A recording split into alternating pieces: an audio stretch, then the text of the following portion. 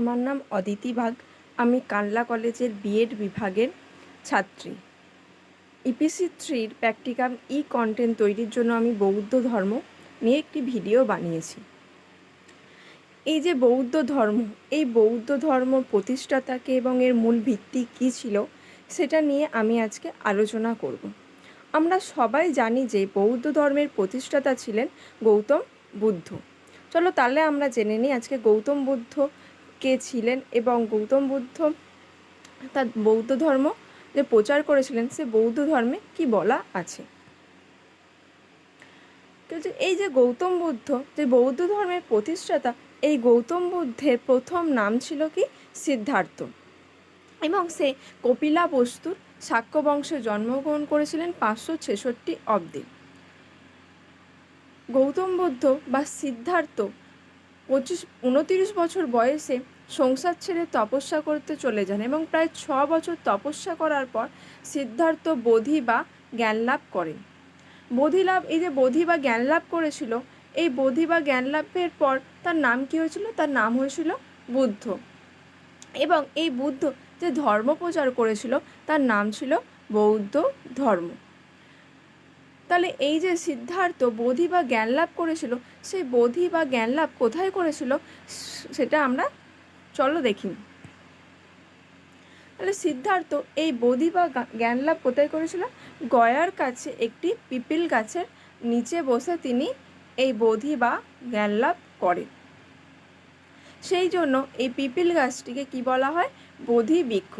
এখানে পিপিল গাছ বলতে অশ্বত্থ গাছকে বুঝিয়েছে, ঠিক আছে? তাহলে এই যে অশ্বত্থ গাছ বা পিপিল গাছ, এই পিপিল গাছটাকে কি বলা হচ্ছে? বোধি বৃক্ষ। কেন বলা হচ্ছে? কারণ বুদ্ধ এখানে বসে কি করছে? তার ধর্মটাকে, তার বোধি বা জ্ঞান লাভ করছে। এবং এই বোধি বা জ্ঞান লাভ করার পর তিনি কি করছেন? বারাণসী থেকে সারানাথে যান এবং সারানাথে গিয়ে তার যে 5 জন শিষ্য ছিল, প্রথম 5 জন শিষ্যকে তিনি তার এই ধর্মমত প্রচার করেন। এই ধর্মমত প্রচারকে কি বলা হয়? ধর্মচক্র প্রবর্তন।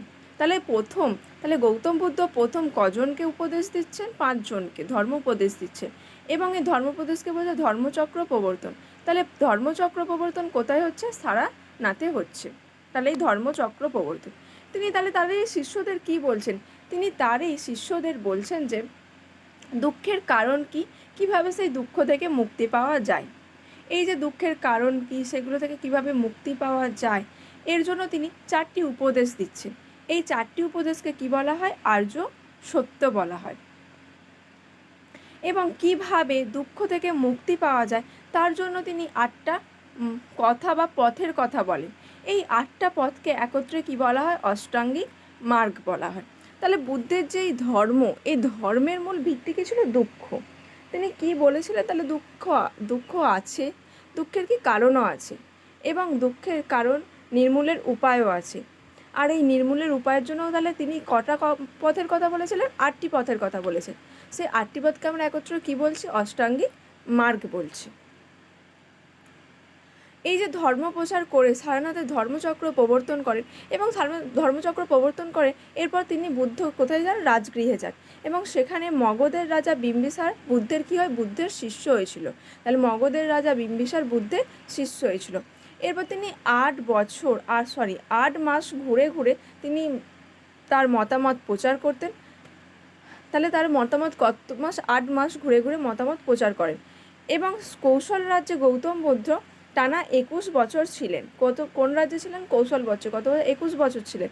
এরপর তিনি 45 বছর ধর্মচক্র বা ধর্ম প্রচারের জন্য ঘুরে বেড়ান, এবং 45 বছর পর তিনি কোথায়? কুশীনগরে মারা যান। কত খ্রিস্টাব্দে? আনুমানিক 486 খ্রিস্টপূর্বাব্দে তিনি কুশীনগরে মারা যান। তাহলে ধর্মচক্র প্রবর্তন করে তিনি রাজগৃহে যান, এবং সেখানে কী হয়েছে? বিম্বিসার তার শিষ্যত্ব গ্রহণ করেন এবং 8 মাস ঘুরে ধর্ম প্রচার করেন। তারপর তিনি কৌশলে যান, সেখানে 21 বছর ছিলেন। তারপরে তিনি 45 বছর ধর্ম প্রবর্তন করেন, ধর্ম প্রচার করেন, এবং এই 45 বছরের পর তিনি কুশীনগরে 486 খ্রিস্টপূর্বাব্দে মারা যান।